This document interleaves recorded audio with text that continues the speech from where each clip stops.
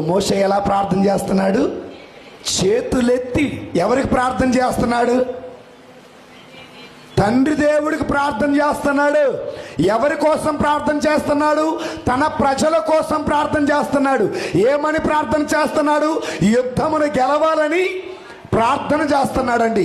చేతులెత్తి ప్రార్థన చేసినంతసేపు ఇశ్రాయేలీయులు గెలుస్తూనే ఉన్నారు. ముందడిగి వాళ్ళదే, పై చెయ్యి వాళ్ళదే. నీ వ్యాపారంలో, నీ సంసారములో, నీ ఉద్యోగములో, నీ వ్యవసాయములో, నీ పైరు పంటల్లో, నీ కుటుంబంలో, నీ చదువుల్లో నీది పై చేయిలా ఉండాలంటే అదిగో మోషే వలె నీవు కూడా ఈ కొండ మీద రెండు చేతులు పైకి లేపి భగవంతుడికి ప్రార్థన చేయాలండి. అలా ప్రార్థన చేస్తామన్నవాడు గడి చపలు కొట్టండి. చేస్తారా లేదా? ఏందో మీరు మీ సప్పట్లని సప్పగా ఉన్నాయి. మోషే ఎలా ప్రార్థన చేస్తున్నాడు? చేతులెత్తి ఎవరికి ప్రార్థన చేస్తున్నాడు? తండ్రి దేవుడికి ప్రార్థన చేస్తున్నాడు.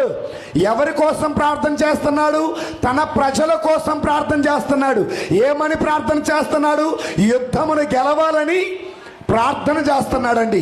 చేతులెత్తి ప్రార్థన చేసినంతసేపు ఇశ్రాయేలీయులు గెలుస్తూనే ఉన్నారు. ముందడిగి వాళ్ళదే, పై చెయ్యి వాళ్ళదే.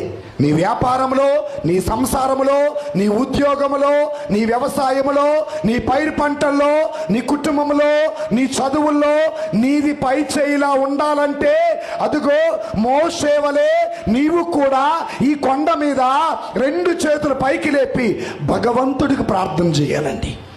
అలా ప్రార్థన చేస్తామన్నవాడు గడి చపలు కొట్టండి. చేస్తారా లేదా? ఏందో మీరు మీ సప్పట్లని సప్పగా ఉన్నాయి.